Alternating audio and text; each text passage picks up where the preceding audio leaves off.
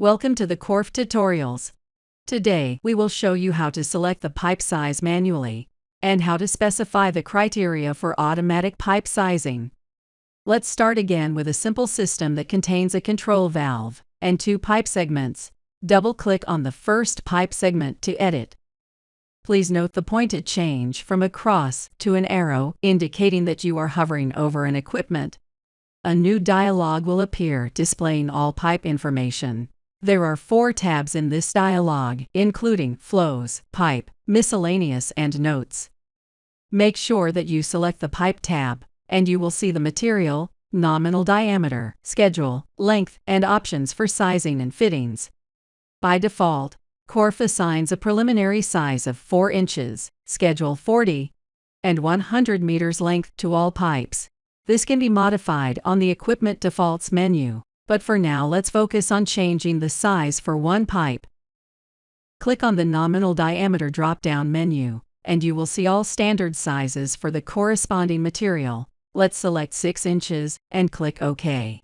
Note that the pipe segment changed its color from black to blue. This is a visual indication that this pipe has been modified, even if no changes were made to the default values.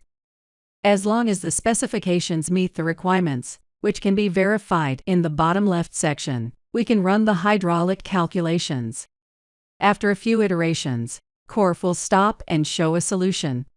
Let's see the results by clicking on the Results button on the top menu.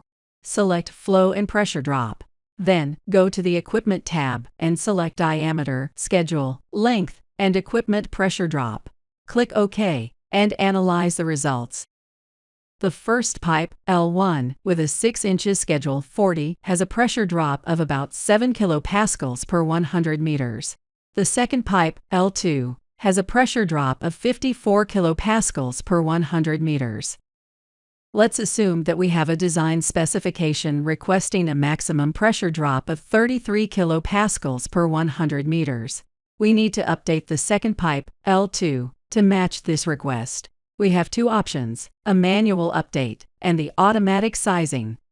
For a manual update, double-click on the second pipe segment and then click on the Sizing button.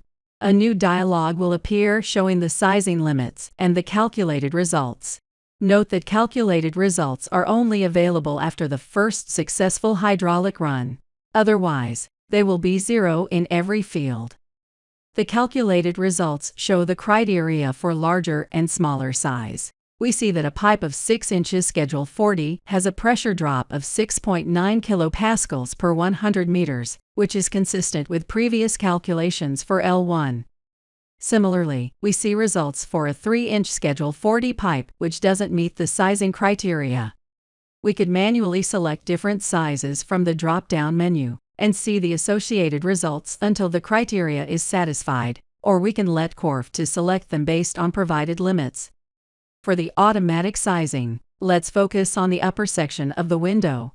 The specified limits.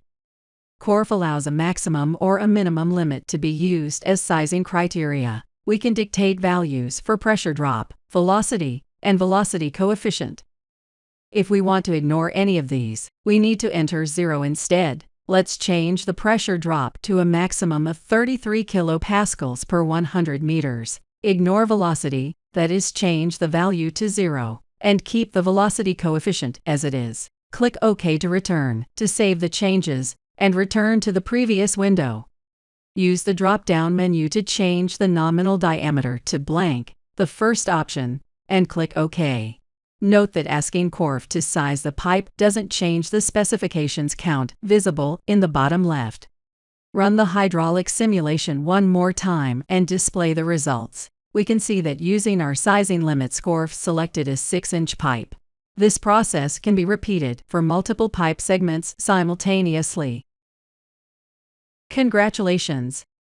Now you know how to manually change pipe sizing or specify the sizing criteria for any pipe segment in your simulation.